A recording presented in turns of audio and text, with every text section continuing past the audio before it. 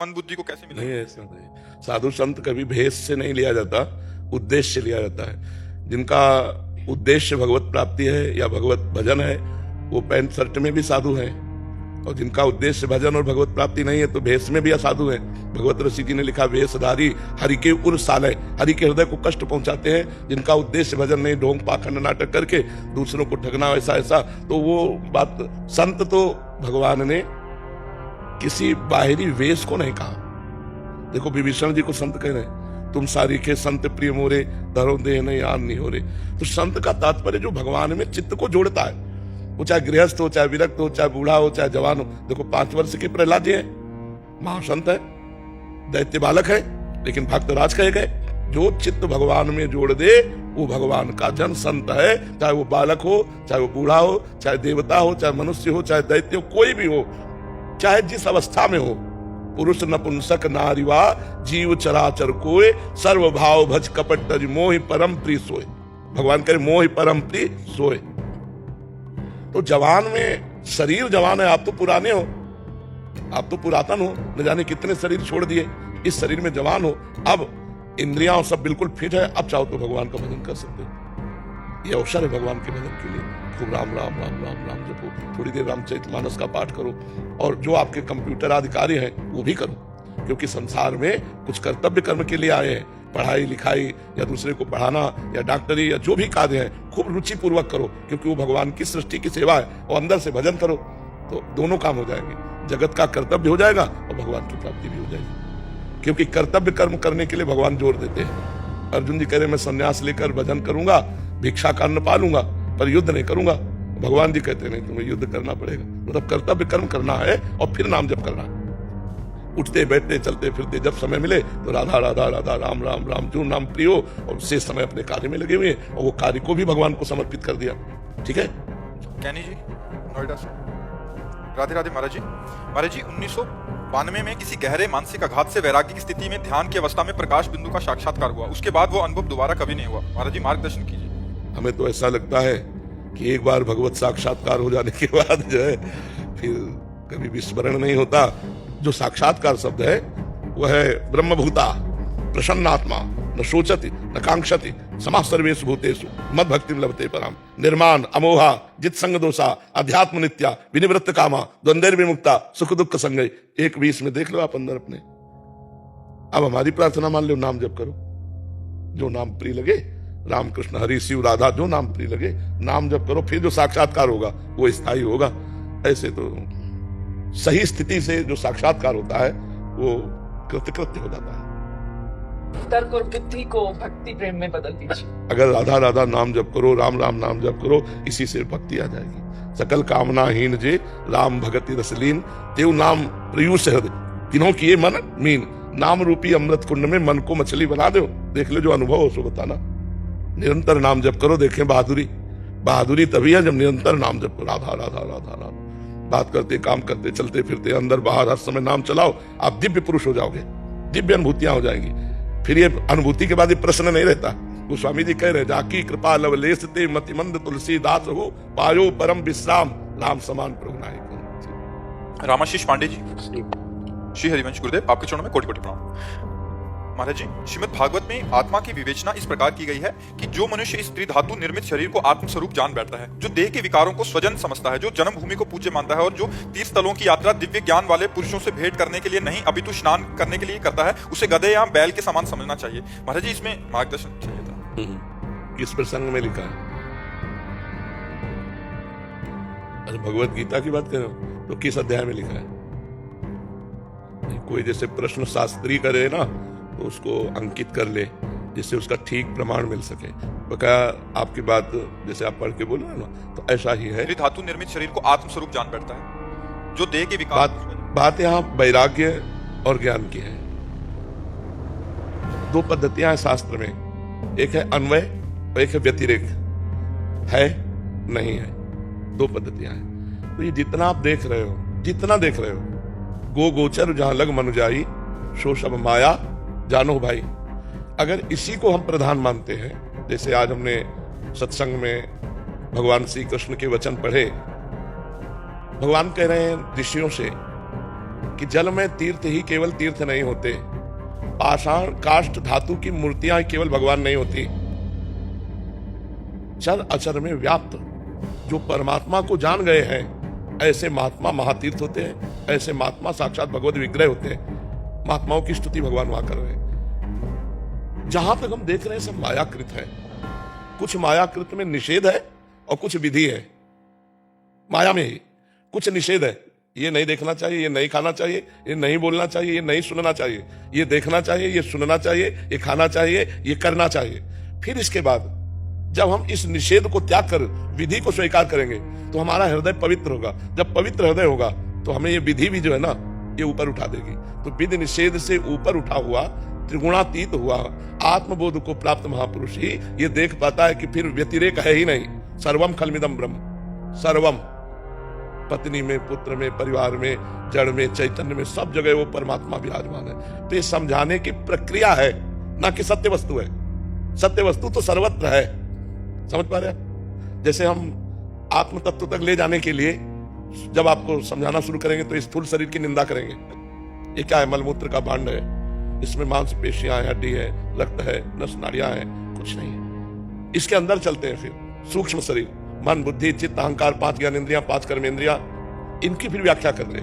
ये भी वो नहीं है। फिर इनके अंदर चलते हैं कारण शरीर, फिर वो त्रिगुण माया के द्वारा रचा हुआ संचित कर्मों से लिया हुआ स्वभाव है, उसको भी बात करते हैं। तब हम अपने स्वरूप की तरफ समझ पाते हैं। और जब समझ पाते तो जब लौट के देखते तो सर्वम खलमिदम ब्रह्म, ये भी ब्रह्म ही था, ब्रह्म ही है, ब्रह्म ही रहेगा। तो समझाने की प्रक्रिया में वहां कहा गया है। आप क्या जानना चाहते हैं? यही ना, समझाने की प्रक्रिया में 2 पद्धतियां रखी गई, नहीं है ब्रह्म सत्यम जगन मिथ्या। और फिर जब जान गए तो फिर सब कुछ वही है। सर्वम खलमिदम ब्रह्म, नेह नानास्ति किंचन, किंचन मात्र भी ब्रह्म के सिवा कुछ नहीं है। राहुल यादव जी, राधे राधे महाराज जी। गुरुजी, प्रवचन के दौरान हमने कई बार सुना है कि भगवान से प्रार्थना करो कि हमें ब्रह्मबोध गुरु की प्राप्ति हो। गुरुजी, हम आप में सारे गुण निहित देखते हैं, अपना गुरु स्वीकार किया है और ठान लिया है कि आप ही मेरे गुरु रहेंगे, परंतु आपके इस कथन से हमारे मन में एक विकार उत्पन्न हो रहा है कि क्या आप हम सभी को अपना शिष्य स्वीकार किए हैं? देखो बच्चा, हमारी स्वीकृति से कुछ नहीं होता, आपकी स्वीकृति से होता है। आप स्वीकृति ना करो, आप हमारी बात ना मानो तो हमारे कहने से आपका कल्याण नहीं हो जाएगा, आपकी स्वीकृति से कल्याण होगा। इसका उदाहरण है, जब एकलव्य जी द्रोणाचार्य जी के समीप गए और कहा कि मुझे शिष्य रूप में आप स्वीकार करें, मैंने आपको गुरु रूप में स्वीकार कर लिया है। तो उनका मैं शिष्य तो नहीं स्वीकार कर सकता, क्योंकि राजकुमारों का यहाँ धनुर्विद्या का अध्ययन कराते हैं, हम तुमको थोड़ी रखेंगे राजकुमारों के सामने। और एक तरह से तिरस्कार कर दिया और उसने अपनी गुरु निष्ठा का पालन किया। द्रोणाचार्य जी को भर नेत्र देखा, चरणों में प्रणाम किया और जंगल में जाकर मिट्टी की मूर्ति अनुमानता वैसे ही द्रोणाचार्य जैसी बनाई और रोज चरणों में पुष्प अर्पित करके प्रणाम करके प्रत्यंचा चढ़ाता और जय गुरु द्रोणाचार्य और शुरू करता। तो अर्जुन से बड़ा श्रेष्ठ धनुर्धर हुआ। इसमें हमें देखने को मिला कि द्रोणाचार्य जी ने ना स्वीकार किया और ना शिक्षा दी। ये तो अध्यात्म है, उसमें तो जरूर शिक्षा की जरूरत है। प्रत्यंचा चढ़ाना, दिव्यास्त्रों का संधान करना, उनका संवरण करना, बहुत ज्ञान की आवश्यकता, सब ज्ञान प्राप्त हो गया। एकलव्य ने गुरु द्रोणाचार्य जी को गुरु माना, द्रोणाचार्य जी ने शिष्य नहीं माना। तो गुरु के माने शिष्य नहीं, शिष्य के माने गुरु है। यदि आप अपनी निष्ठा में परिपक्व हो तो हम कहते हैं हम नहीं जानते, तुम्हें नहीं मानते, तो भी आपको परम कल्याण की प्राप्ति हो जाएगी। गुरु को पता भी नहीं चलेगा और शिष्य ऊंचाई पर चला जाएगा। जैसे द्रोणाचार्य को पता नहीं था कि एकलव्य इस कोटि का धनुर अभ्यास कर चुका है। अर्जुन आशीर्वाद प्राप्त थे लेकिन आश्चर्यचकित हो गए एकलव्य के हस्त लाघव को देख करके। तो हमें लगता है कि हमें एकाकी प्रेम करना चाहिए गुरु से। आप हमें प्यार करते हैं कि नहीं, ये आपका विषय है, लेकिन मैं आपको प्यार करता हूं, करता ही रहूंगा, ये हमारा विषय है। हमें इसमें आपकी सहमति की जरूरत नहीं है कि मैं आपसे प्यार करूं। क्या?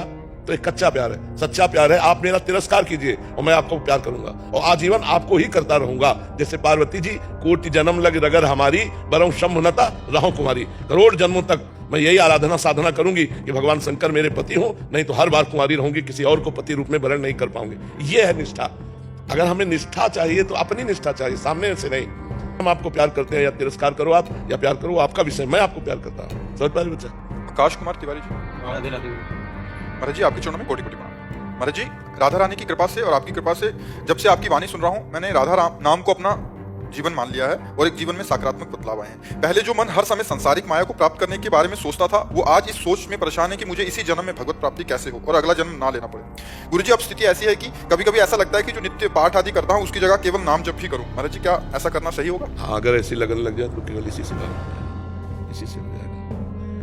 जब नाम की प्रियता बढ़ती है तो सब हटने लगता है, अपने आप हटने लगता है। जिस हाँ, वो लगता है कि जब खास बात यही है तो इतनी देर हम और जगह मन क्यों लगाए, नाम में ही लगाए। मन थोड़ा डरता है गुरुजी की सुबह मतलब हनुमान चालीसा, हनुमान जी की आरती, नवग्रह स्तोत्र, इन सब में भी सुबह के नित्य पूजा में हमारा जो है ये रहता है। अभी समझ नहीं आई और स्वाद नहीं मिला, दोनों बातें हो जाएंगी तो फिर ये सब हट जाएगा। समझ आ जाएगी कि वही राधा है, वही हनुमान है, वही राम है, वही कृष्ण है। तत्व तो एक है ना, परमात्मा तत्व एक है, उसके नाम अलग है। आप राधा राधा जपोगे तो हनुमान जी की सत थोड़ी हो जाएंगे, नवग्रह कुछ सत थोड़ी हो जाएंगे। और एक है साधे सब सधे और सब साधे सब जाए। जब हम एक में लग जाए, जब स्वाद आ गया तो फिर नर्क स्वर्ग अपवर्ग आस नहीं त्रास है। फिर नर्क स्वर्ग की कोई परवाह नहीं रहती और मस्ती से भजन शुरू हो जाता है, तब उसे प्रेम की प्राप्ति होती है। तो डरो मत, निडर हो जाओ, ये निडर होने का मार्ग है, इसमें डर नहीं। जब तक आपकी आस्था रहे तब तक आप करते रहो। जब आपको ऐसा लगे कि अब राधा नाम में प्रीति हो रही, राधा राधा राधा, सब ठीक हो जाएगा। महाराज जी, प्रारंभिक साधक भी इस वाक्य को सुनेंगे तो महाराज जी आपके द्वारा ही दिया हुआ कुछ नियम भी होता है कि जैसे 84 जी पाठ करना है, तो नाम और इसका फल होगा कि वो जैसे तन्मय हो रहा है। अब जैसे हमारा मन इस समय मंत्र में लग रहा है, हमारे पाठ का समय तो छोड़ दो पाठ, चुपचाप मंत्र में लगो। मन लग रहा है तो जहां लग रहा है वहां हटाने की। अब हमारा मन पाठ में लग रहा है और मंत्र जपने का समय तो हम पाठ में लगेंगे, क्योंकि मन लग रहा है, हमको उसको सपोर्ट करना है। वो तो लग रहा है और उसे सपोर्ट कर दिया तो बहुत अच्छा पाठ हो जाएगा, बहुत अच्छा जप हो जाएगा। अब मन कह रहा जप करो पाठ, तो स्वाद नहीं बन पाएगा। तो मन जिधर लग जाए, हाँ, विषयों की तरफ मन जा रहा है तो उसे घसीट के लाओ भगवत स्वरूप में। लेकिन भगवान के इसी अभ्यास में, या तो पाठ में लग रहा है, मान लो सेवा में मन लग रहा है तो हम सेवा में लगा रहे हैं, जप में लग रहा है तो जप में लगा रहे हैं। अब जैसे वाणी का आवेश है, वाणी का वेग आ गया, अब गाने में लगेगा, अब जपने में नहीं लगेगा। तो उस समय साधक को देखना चाहिए कि गाने का मन है तो हम 84 जी गा रहे हैं। अब वाणी का वेग शांत हो गया है, अब बोलने की इच्छा नहीं, अब बोलोगे तो अच्छा नहीं रहेगा, मन प्रसन्न नहीं रहेगा, तो अब जप में लग जाओ। आंतरिक मन की स्थितियों को देखना चाहिए, उसके अनुसार चलना चाहिए। महाराज जी, आपने बताया था कि जैसे शादी के पहले बहुत सारी फोटो देखते हैं और शादी के बाद एक की, तो मैं 2 महीने से आपको देख रहा हूँ, तो मैं जिस भी मंदिर जाता हूँ तो मैं अब सिर्फ राधा राधा ही करता हूँ, क्योंकि हरि ही हर हैं और सब मेरे को काफी 28 नाम मैं बार बार जपता हूँ, क्योंकि मेरा मन 28 नामों में याद हो गया। उसमें बस एक ये था कि जो पूर्ण चंद्र विभानना है, वो पूर्ण चंद्र विभानना है या पूर्ण चंद्र निभानना है, क्योंकि पूर्ण चंद्र विभानना होता है पूर्णिमा की चंद्रमा को सुशोभित करने वाली, वो निमानना है या विभानना है? पूर्ण चंद्र विभानना, विभानना, और पूर्णिमा की चंद्रमा को सुशोभित करने वाली पूर्ण चंद्र विभानना। और आनंद का मतलब मुखारबिंद होता है, पूर्ण चंद्र निभानना। हाँ, आनंद का मतलब मुखारबिंद होता है, जिनका पूर्ण चंद्रमा के समान मुखारबिंद प्रकाशित हो रहा है, तो पूर्ण चंद्र निभानना में भी आता है। जिनका मुख चंद्र तेजोमय चंद्रमा के समान, आनंद मुख की आभा, जिनके मुख की कांति, जिनके मुख की शोभा पूर्ण चंद्रमा, पूर्णिमा के चंद्रमा की कांति के समान। और उसका क्या तुमने कहा, पूर्ण चंद्र विभानना का?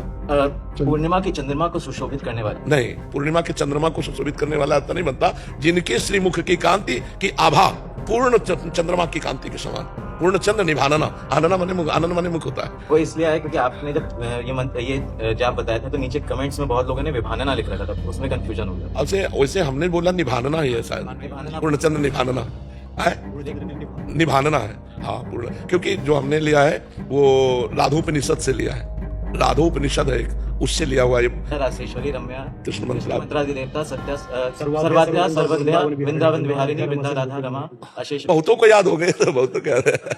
कृष्ण श्री कृष्ण वल्लभा ब्रजभानु सुता सत्या सत्यपरा सत्यभामा। संदीप सिंह जी अलीगढ़ से। राधे राधे महाराज जी, आपके चरणों में कोटि कोटि प्रणाम। महाराज जी, मैं आपका सत्संग व राधा नाम जप करने का 1 वर्ष से प्रयास कर रहा हूँ। महाराज जी, मुझे आपके सत्संग तथा 1 वर्ष के अनुभव से पता चला है कि वास्तव में नाम जप से मनुष्य गलत बात व गलत कार्य नहीं करता। मैंने ये अनुभव किया है कि जब भी मन में गलत या नकारात्मक चिंतन आता है तब आपका चिंतन आ जाता है और जोर जोर से राधा राधा राधा जपने लगता हूँ और अपने आप ही सकारात्मक विचार आने लगते हैं। महाराज जी, ये चिंतन और मनन दृढ़ बना रहे, इसके लिए यही अभ्यास करते जाओगे, दृढ़ हो जाएगा। जो हम अभ्यास करते हैं आगे, दीर्घ काल सातु दीर्घ काल निरंतर सत्कार सेवितो दृढ़ भूमि, पातंजलि योग में लिखा हुआ है कि जो हम दीर्घ काल तक निरंतर आदर पूर्वक करते हैं वही दृढ़ हो जाता है। सातु दीर्घ काल निरंतर सत्कार सेवितो दृढ़ भूमि, जैसे हम नाम जप आदर पूर्वक करें तो थोड़े समय बाद नाम जप दृढ़ हो जाए। दृढ़ हो जाने का मतलब हम किसी से बात कर रहे हैं, रुके तो चल पड़ा राधा राधा, हमने जपा नहीं लेकिन चल पड़ा। हम सो के उठ रहे राधा राधा राधा, तो मतलब वो दृढ़ हो रहा है। अब वो हमको पकड़ रहा है। पहले हमने पकड़ा राधा नाम को, अब राधा नाम हमें पकड़ रहा है। पहले हमने भजन को पकड़ा, अब भजन हमें पकड़ रहा है। ये बहुत सौभाग्य का विषय होता है कि हम जपे ना, स्वतः जपन शुरू हो जाए तो एक मन में आनंद आता है कि भगवान की कितनी असीम कृपा है कि महामहिम जो हरि नाम जपते हैं वो राधा नाम हमारे हृदय में अपने आप चलने लगा। ये कितनी कृपा की बात है। वो फिर रोने लगता है, फिर आनंद आने लगता है। और अभी तो ये इतना है, फिर अनुभूतियां होने लगेंगी, दिव्य महापुरुषों के दर्शन, दिव्य भगवान की लीलाओं के दर्शन, अरे निहाल हो जाओगे। और इस लोक में भी सर्व सुख मिलेगा। ई परलोक सकल सुपात मेरी सो भैया कृष्ण गुण संचु, हरिवंश महाप्रभु कहते हैं। तो हम ये कहते हैं कि भगवान अगर आप उनके आश्रित हो तो आप गरीब कैसे रह सकते हो। तो हमें थोड़ा इंतजार करना चाहिए। यदि हम नाम जप कर रहे हैं और आज हम समस्याओं से घिरे हैं तो इसका मतलब नहीं कि नाम जप का कोई प्रभाव नहीं। आप चुप रहिए, ये समस्याएं एक दिन झाड़ू लगा के बाहर हो जाएंगी और आप आनंद मगन हो जाएंगे। आप मतलब समझ नहीं सकते, 1800 रुपया महीने की दवा चलती थी, 1800 रुपया नहीं थे दवा के लिए, किडनी फेल थी। पानी रखा है, शरीर में पीड़ा है कि हम उठ के ले नहीं सकते। और आज जहां अपना सगा बेटा वो सेवा नहीं करेगा, ऐसी सेवा सगा बेटा नहीं करेगा जैसा संत जन करते हैं। आज के समय में कौन बेटा अपने पिता के कपड़े धो रहा है? कोई बिरला। मतलब हम कह रहे हैं बहुत साधु हो तो बात अलग है, कौन सी ऐसी सेवा जो ये लोग ना करते हैं? मतलब कैसे तुम्हें बताएं। तो ये क्या दिखाया भगवान ने कि हमने भगवान के सिवा किसी को अपना नहीं माना। तो इतने रूपों में भगवान प्यार करते हैं, सब इन रूपों में। ऐसी कोहरा सर्दी में कौन रजाई छोड़ना चाहेगा?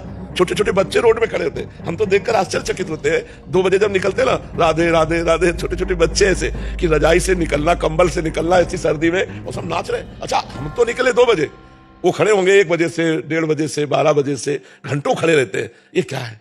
ये भगवान प्यार ही तो दे रहे हैं हमें इतने रूपों में। कोहरा है, अंधकार है, सर्दी है, और वो केवल इतनी बात के लिए कि हम ऐसे निकल गए, ऐसे निकल। तो ये इतने रूपों में भगवान प्यार। तो आज अगर आप समस्या में हैं, आप अच्छे से चल रहे हैं, नाम जप कर रहे हैं, तो आप ये ना सोचिए कि नाम जप का कोई प्रभाव नहीं है। नहीं, आप जपते रहिए, एक दिन देखना दुख का लेस नहीं रहेगा, आप आनंद में डूब जाएंगे।